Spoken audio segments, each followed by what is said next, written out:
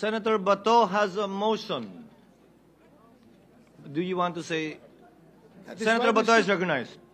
Mr. President, that is why we are going to put this into a vote to settle everything.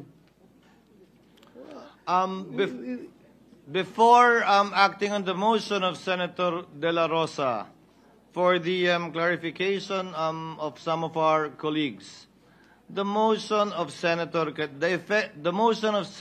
Cayetano is to quote, return Mr. President, to the House the issues raised by Senator De La Rosa for the purpose of issuing an order that will require compliance with a one-year ban, and for the House to issue a resolution affirming their intent to prosecute the case during trial in the 20th Congress.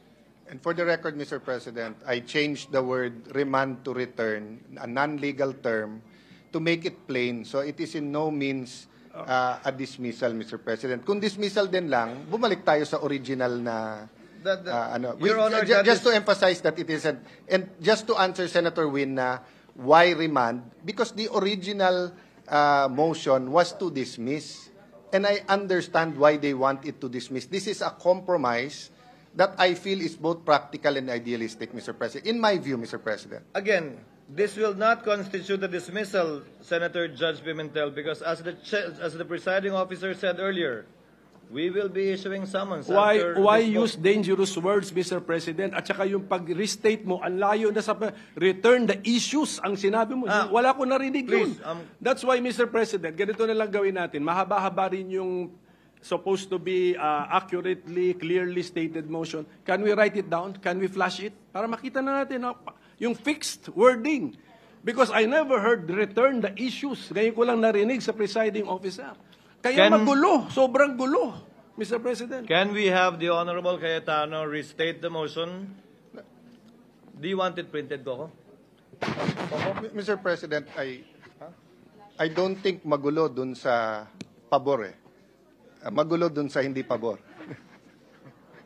Because I restated it already, Mr. President.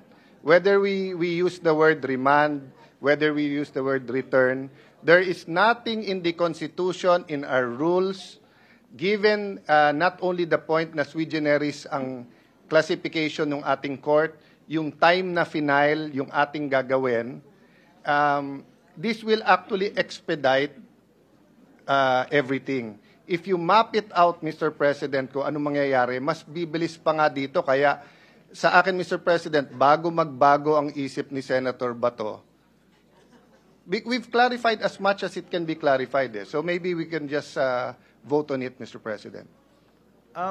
There is a motion made by Senator Bato, amended by Mr. Senator President, before you Cayetano. continue, can I invoke Rule 14?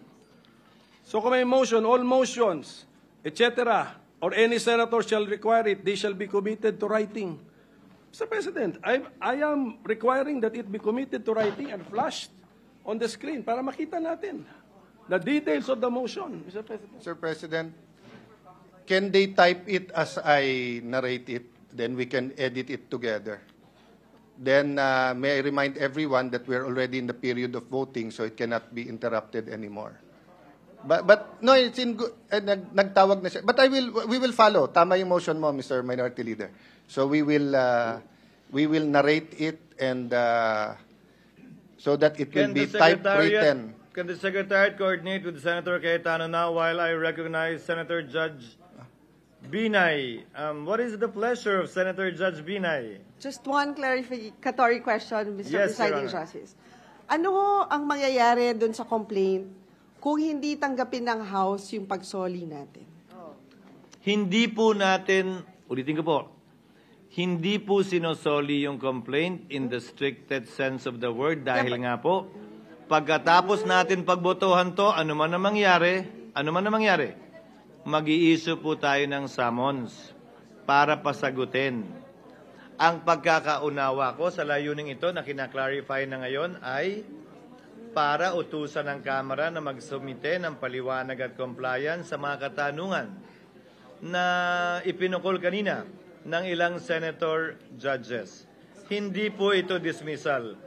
Let Mr. us Presiding disabuse the minds not only of the public but of the senator judges too, that this is tantamount to a dismissal in any shape, size, or form. It is not.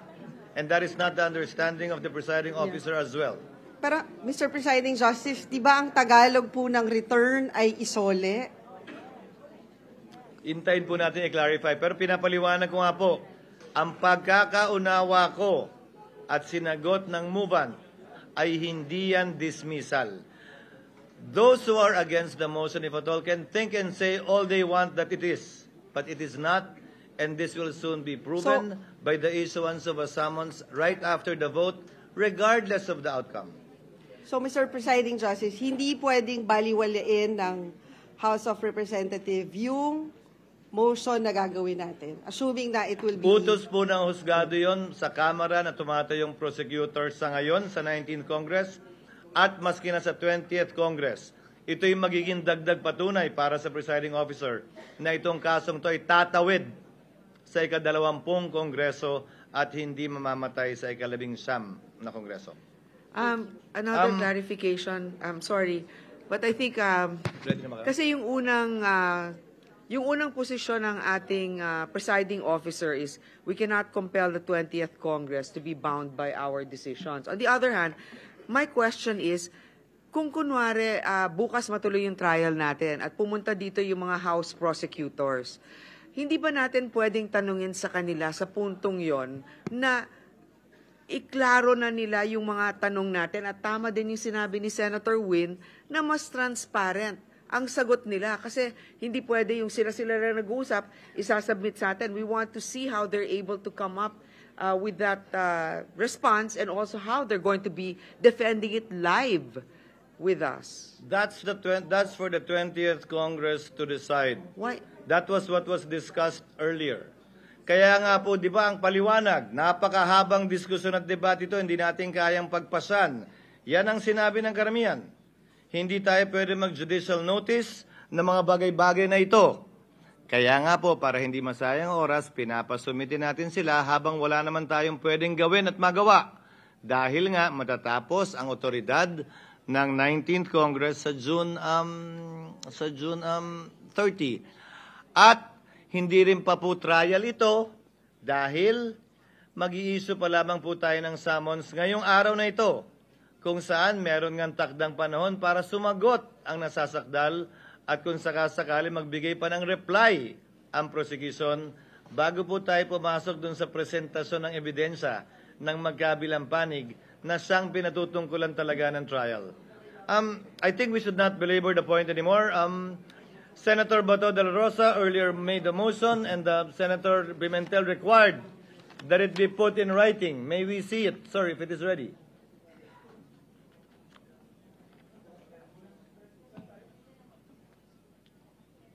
Lalabas, it should come out in the screen. Ready po ba ready? Mr. President, Session is suspended.